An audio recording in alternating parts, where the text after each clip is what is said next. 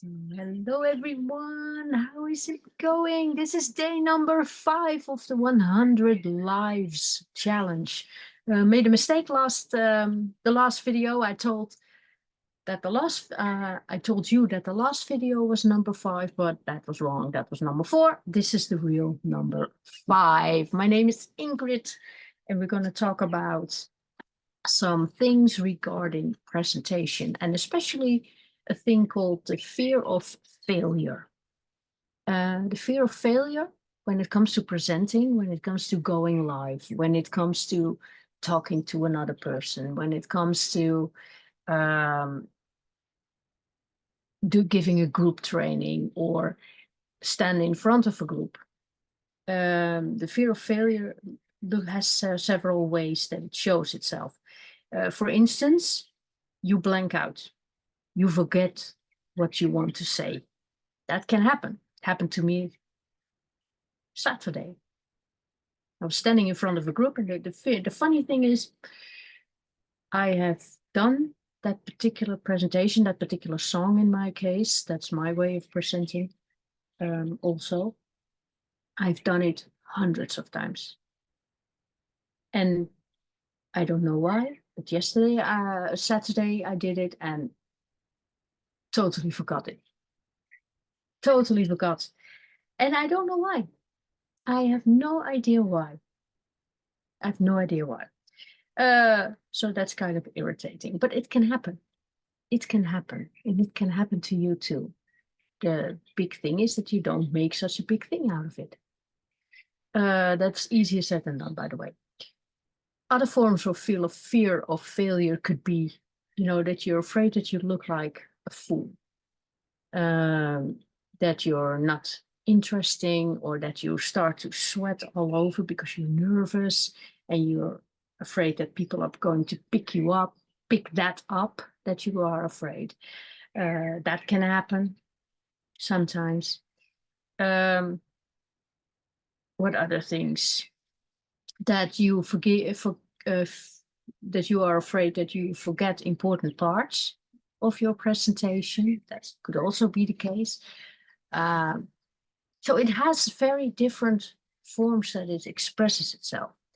But here's the thing. I believe they're in balance, in the nature of balance. I like nature, which means without a yin, there's no yang, right? So one balances the other, which means in the case of presentation, that there are no successes if you do not have also failures. You don't know if something is a success unless you have experienced what the other side of success looks like, the failures. So I'm a very strong believer in there's no such thing as a failure. There is only something called a win or a learning experience. So if you think of it from that perspective, the win or the learn perspective, then what happens if you are in front of an audience and you forget an important part of your presentation? That can happen. Then you can always send them something afterwards, right? Or you can be prepared up front. That's my way of doing it. Making little keynote cards with bullet points on it from the important things that you want to say, so that you can take a look. I mean, no one expects you to do a whole presentation of 1 hour just out of the cuff of your head, especially not when you're just starting. So when you picture yourself standing there and giving a flawless presentation, then it's fine that if you picture yourself with a few bullet points in front of you or in your hands, or usually when you are on live stages, they have a monitor standing on the floor at your feet, which will show a slide deck with your bullet points. Of course, you have to make that up front. But those are just little tips of bypassing it. Or when you have a fear of blanking out, That can happen to anyone, you know, if you're over concentrated, you've been studying on whatever you have to say for so long, and then all of a sudden your mind goes, yeah, whoop, I'm out. I need a coffee or something. Or you just with, you just think of it, think of something else within your mind, and then woof, gone is your presentation. It happened. It happened to me too. You're right. I was standing in front of an audience, and in my mind, I had imagined that I did a perfect song, a perfect presentation, and the music started, and I was about to sing, and the words were gone, and I did this. I could not speak anymore. I could not speak anymore. I was almost praying. And there was a scout in the audience. It was taped, by the way. Oh, I haven't seen the tape yet, by the way. There was a scout from England in the audience, and he said, well, she has a very good voice, but I didn't quite understand her choices. And for me, as a Dutch person, that means you fucked up. Oh God, that's how I translated it.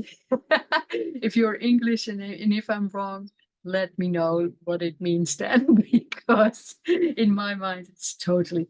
But you know what what did I learn about that? I was overly concentrated at that particular performance. So at the moment that I had to perform and the moment I had to do my presentation, I shut down. So there is such thing as over concentration, over preparing. And regarding looking like a fool, that has not happened to me so far. Rubber knees, yes, but that's just a matter of planting your feet in the ground and do not move, you know. Although I'm a big advocate of moving, because that keeps the energy and the oxygen and the muscles flowing.